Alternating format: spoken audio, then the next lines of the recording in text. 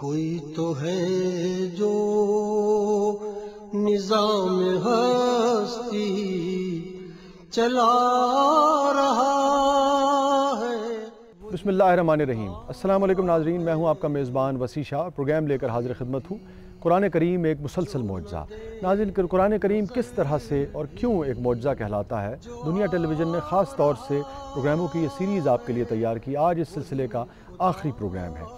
اس میں ناظرین ہم نے یہ جائزہ لینے کی کوشش کی کہ ہماری پوری گفتگو کا ان سارے پروگرامز میں جو محور رہا وہ قرآن کریم رہا، قرآن کریم کی ہدایت رہی، قرآن کریم کی تعلیمات رہیں، اور قرآن کریم کن موضوعات پہ بات کرتا ہوا نظر آتا ہے اس پہ ہم نے گفتگو کی۔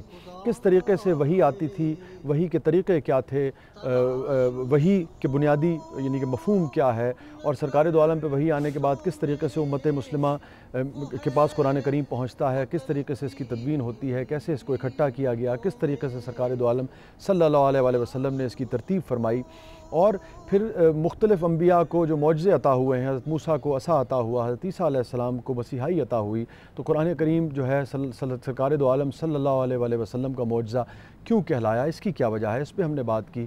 پھر پچھلے پروگرام میں ہم نے خاص طور پہ بات کی تھی کہ قرآن کریم جو ہے وہ صرف برکت کا ذریعہ نہیں ہے، یقیناً وہ بھی ایک ذریعہ ہے، اور اس کو پڑھ کے ہم اپنی آخرت سنوارنے کی کوشش کرتے ہیں، اس کے برکات جو ہیں وہ ہماری شخصیت، ہماری عادات و اطوار، ہماری زندگیوں پر پڑھتے ہیں ہم۔ لیکن قرآن کریم جو ہے وہ ایک علم کا بھی ذریعہ ہے۔ 700 سے زیادہ آیات ایسی ہیں، ہماری پروفیسر صاحب نے بھی اس پہ روشنی ڈالی، جو ہمیں دعوت فکر دیتی ہوئی نظر آتی ہیں کائنات کے بارے میں، کائنات کو تسخیر کرنے کے حوالے سے، پہاڑ، دریا، سمندر، شجر حجر کے بارے میں ہمیں آیات نظر آتی ہیں۔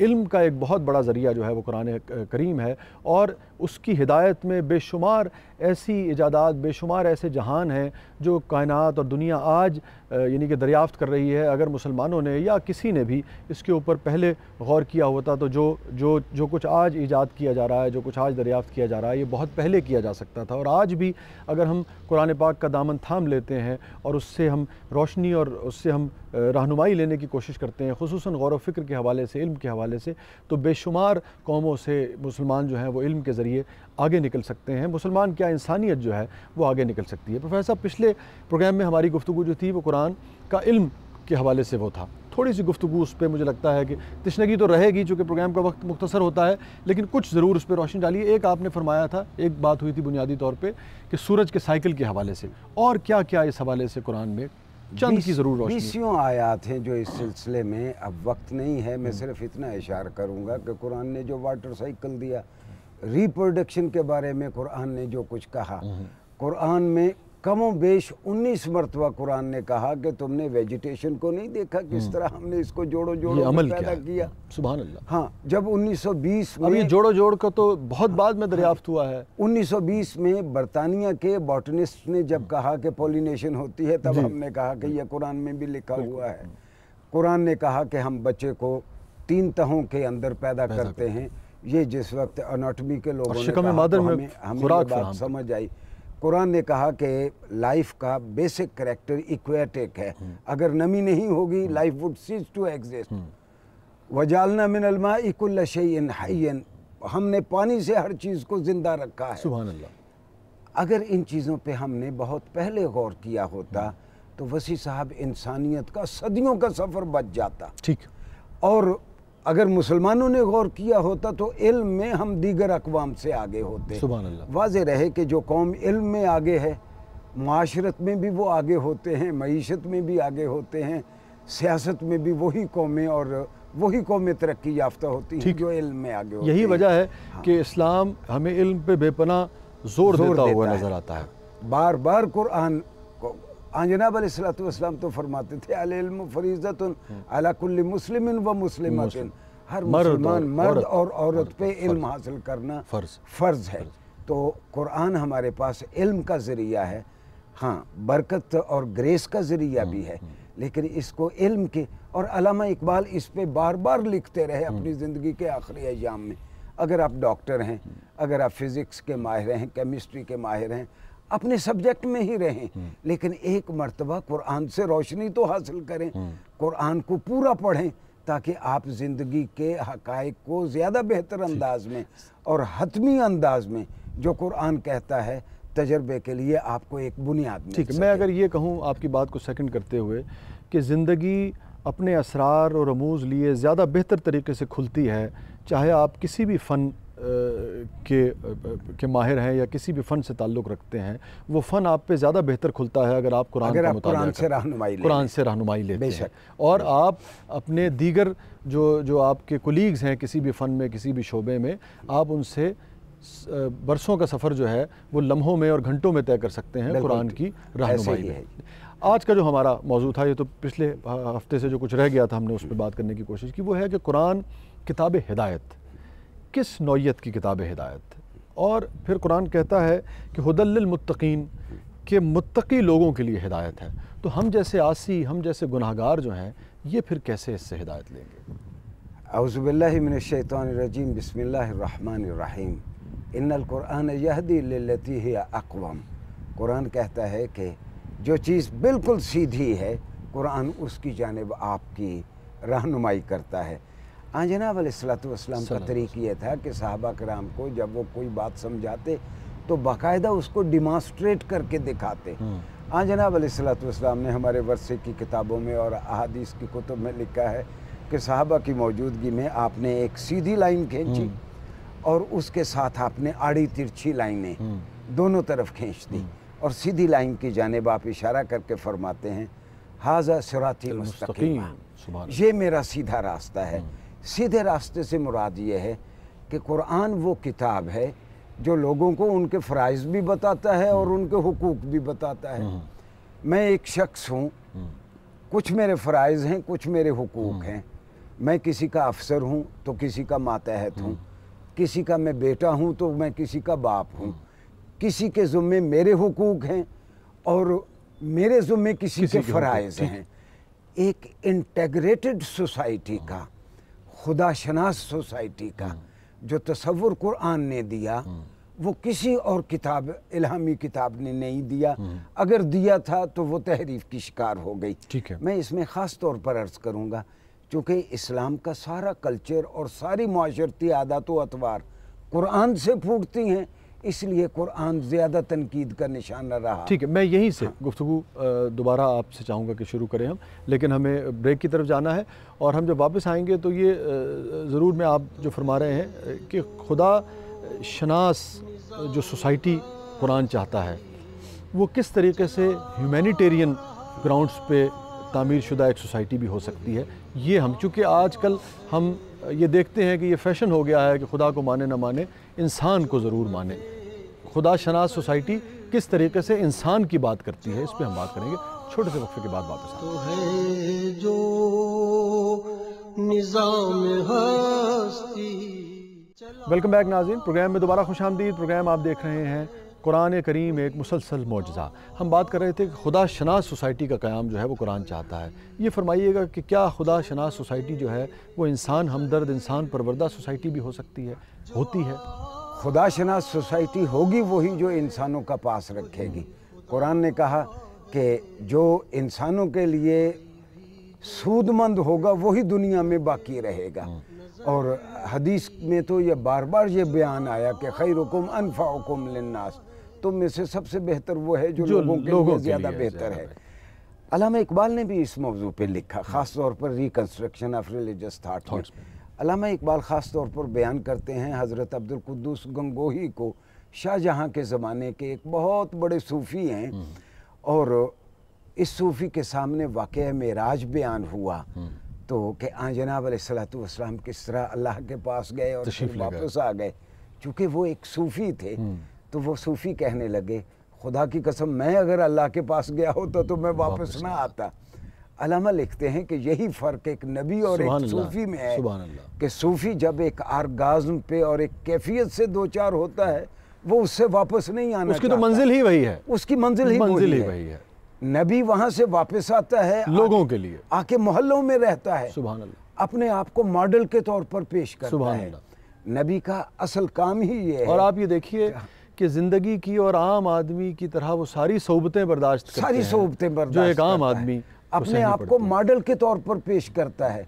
फिर जब जनाब अलैहिस्सलाम से पूछा जाता है किसी चीज़ के बारे में तो आप उससे कहते हैं कि लबिस्तु फ़ीकुम उम्रन, मैंने तो उम्र का एक हिस्सा तुम्हारे अंदर गुजारा है, तो मुझे खूब जानते हो। تو نبی کا ایک کام ہی یہ ہے کہ جو وہ تبلیغ کرتا ہے پہلے خود اس پہ عمل کر کے دکھاتا ہے.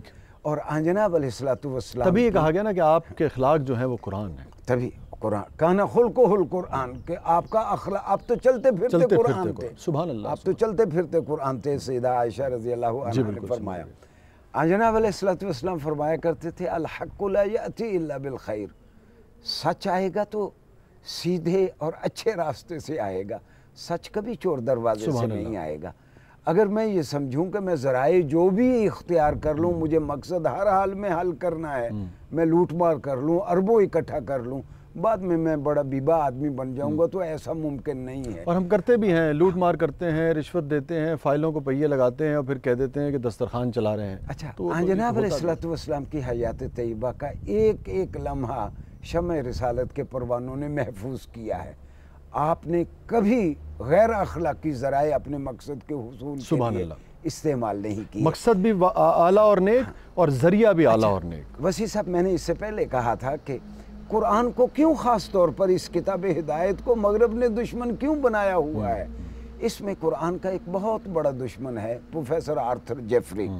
1946 میں یروشلم میں اس نے ایک لیکچر دیا جو بعد میں قرآن ایز اسکرپچر کے نام سے لندن سے شائع ہوا.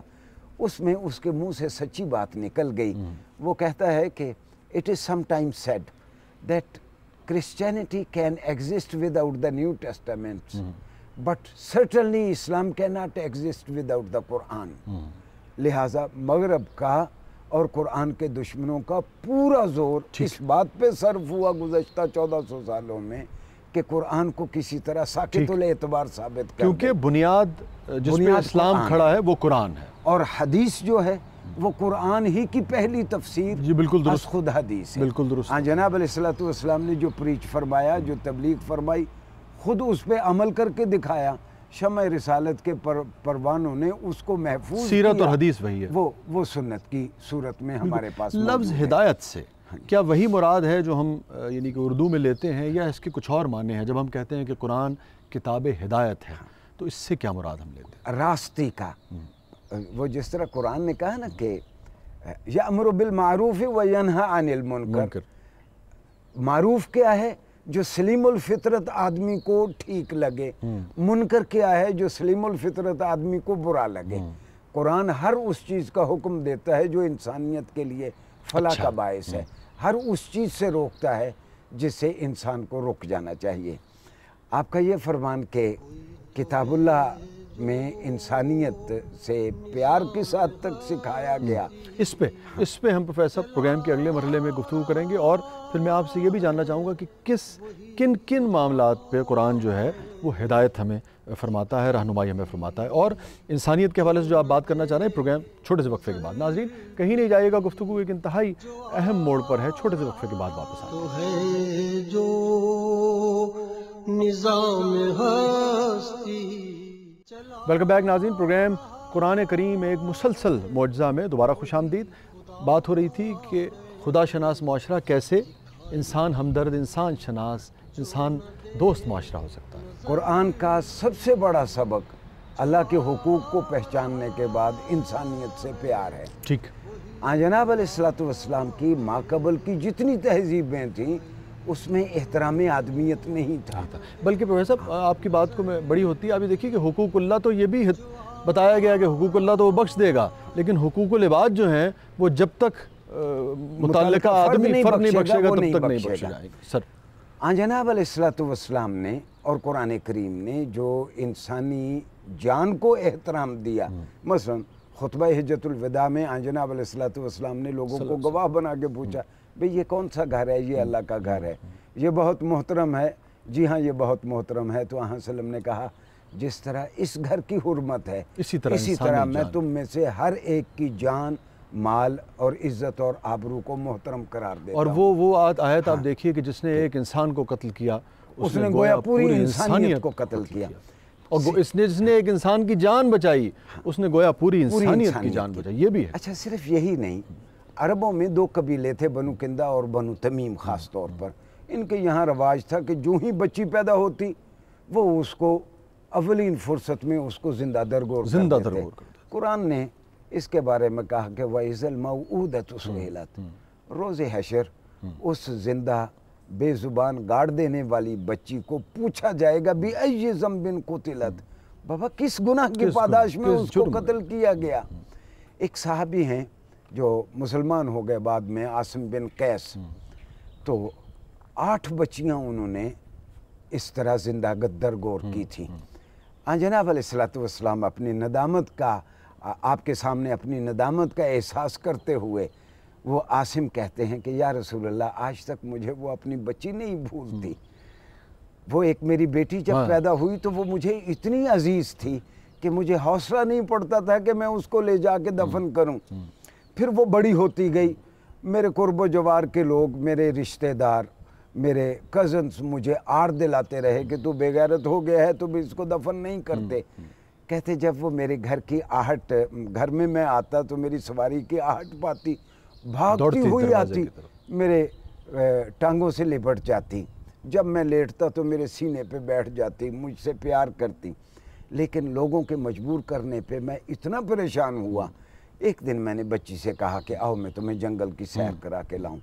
बच्ची खुश खुश मेरे साथ चली कि मेरे अब्बा मुझको सैर करवाने के लिए ले जा रहे हैं। बिल्कुल उसी तरह जिस तरह हम घर में जाते हैं तो बच्चे दौड़ते हुए आपके पास आते हैं कि मेरे अब्बा आ गए हैं, तो वो बच्ची खुशी खुशी से उसके साथ, और बाप पे कितना एतमाद, कितना यकीन होता है। और फिर जब उन्होंने गड्ढा खोदना शुरू किया, बच्ची खेलती रही, समझती रही कि मेरे अब्बा मुझको खुश करने के लिए मुझको खिलाने का कोई सामान कर रहे हैं, मेरी तफरीह का कोई सामान कर रहे हैं।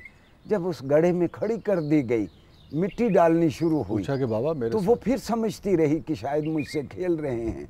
जब मिट्टी उसके यहाँ तक पहुँच गई, गले तक पहुँच गई, बच्ची ने चीखना शुरू किया।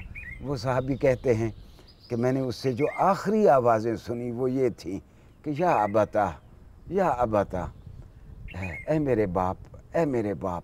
और फिर उसकी चीखें उस मिट्टी में दब गईं। जनाब अलैहिस्सलातु वस्सलाम ने उसे कहा कि एक बार फिर मुझे सुनाओ कि ये किस तरह तूने अपनी बच्ची को दफन किया। और सुनते सुनते जनाब अलैहिस्सलातु वस्सलाम के आंसुओं से आपकी दाढ़ी मुबारक और आपका सारा दामन तर हो गया। अल्लाह। तो राइट टू लिव जो है, जिंदा रहने का जो हक है, सबसे पहले जनाब अलैहिस्सलातु वस्सलाम ने इंसानियत को दिया। इससे पहले यूनानी लोग बहुत तरक्की याफ्ता होंगे, गुलामों को ज़िंदा रहने का हक नहीं था। हत्ता कि आज भी आपके पड़ोसी मुल्क में खबर छपी है कि एक छोटी ज़ात के आदमी ने बड़ी ज़ात के नलके से पानी पी लिया और बड़ी ज़ात के आदमी ने उसको कत्ल कर दिया कि इसने मेरे नलके को इसने नापाक कर दिया है। प्रोफेसर साहब, आखिर में प्रोग्राम की सीरीज़ के आखिर में कुछ आप कहना चाहेंगे? मैं ख़ास तौर पर एक बात कहना चाहूँगा, और ये ख़ास तौर पर अपने तलबा के लिए एक ये पैगाम है कि एक दरख्त उस वक्त नहीं सूखता जब उसके ऊपर बरगोबार नहीं रहते या उसके ऊपर फूल पत्ते नहीं रहते। दरख्त उस वक्त सूखता है जब उसकी जड़ें ज़मीन से पानी कबूल करने से इनकार कर देती हैं। इसी तरह कौमें उस वक्त नहीं मरती जब उसके पास फॉरेन एक्सचेंज के ढेर नहीं होते या उसके पास न्यूक्लियर बम्स के बड़े बड़े अंबार नहीं होते। कौमें उस वक्त मरती हैं जब उसके फ़िक्री सौतों से उसका ताल्लुक़ टूट जाता है। मैं अपील करूँगा सारे वालिदैन से कि अपने ज़हीन बच्चों को ख़ास तौर पर कुरान की जानिब उनको मुतवज्जे करें ताकि इंसानियत का सफ़र बहुत सहूलत के साथ और अमन के साथ आगे बढ़े। बहुत ही उम्दा गुफ्तगू रही आपसे इन सारे प्रोग्रामों की इन सीरीज़ में, और यकीनन लोगों ने भी इससे बहुत कुछ सीखा होगा। नाज़रीन, ये था वो मंज़रनामा जो आखिर में वाक़या प्रोफेसर साहब ने बयान किया। ये था वो मंज़रनामा, ये थी अरब की हालत जब सरकार दो आलम सल्लल्लाहु अलैहि वसल्लम तशरीफ़ लाते हैं और जब कुरान एक मोजज़े के तौर पर सरकार दो आलम को अता किया जाता है। और नाज़रीन, सीखने वाली बात यह है, हमने कोशिश की थी کہ رمضان کے مہینے میں ساری عبادات اور ساری جو فیوز و برکات ہم سمیٹتے ہیں عبادات کے ذریعے اس پہ بھی ہو، لیکن قرآن ایک معجزے کو ہم سمجھنے کی کوشش کریں، قرآن کتاب ہدایت کے طور پہ کیسے رہنمائی فراہم کرتا ہے اس کو ہم سمجھنے کی کوشش کریں، اور اس کی تاریخ کیا ہے، وحی کی تاریخ کیا ہے۔ سو قرآن ایک معجزہ جو ہے یہ ہمارا موضوع رہا، اور ہم نے پروگراموں کی ان سیریز میں اس کو سمجھنے کی کوشش کی کہ جب یہ کہا جاتا ہے کہ سرکار دو عالم صلی اللہ علیہ وآلہ وسلم کا معجزہ جو ہے وہ عصا نہیں ہے، وہ مسیحائی اس طرح سے نہیں ہے جیسے حضرت عیسیٰ علیہ السلام کو ملی تھی، وہ معجزہ قرآن ہے، اور جو سارے معجزوں سے افضل ہے، جو سارے معجزوں سے اعلیٰ اور عرفہ ہے۔ اس کی کیا وجہ ہے؟ یقیناً اس پہ بہت سیر حاصل گفتگو ہوئی، اس پہ روشنی ڈلی ہے ناظرین۔ اور ایک بہت امپورٹنٹ بات یہ ہے جو فی زمانہ ہمارے لیے، ہمارے طالب علموں کے لیے، امت کے لیے بہت امپورٹنٹ ہے، پاکستانیوں کے لیے بہت امپورٹنٹ ہے، وہ یہ ہے کہ 700 سے زیادہ ایسی آیات ہیں قرآن کریم میں جو ہمیں علم کے حوالے سے رہنمائی فراہم کرتی ہیں، جو کائنات کے حوالے سے، کائنات کو تسخیر کرنے کے حوالے سے اس پہ گفتگو کرتی ہوئی ہمیں نظر آتی ہیں ناظرین۔ اور اگر ان کا دامن پکڑا جائے اور ان کی رہنمائی میں چلا جائے تو مجھے شعر یاد آتا ہے کہ میں ایک جست میں صدیوں کے پار جاتا ہوں، میں ایک جست میں صدیوں کے پار جاتا ہوں، کسے مجال میرے ساتھ 2 قدم بھی چلے۔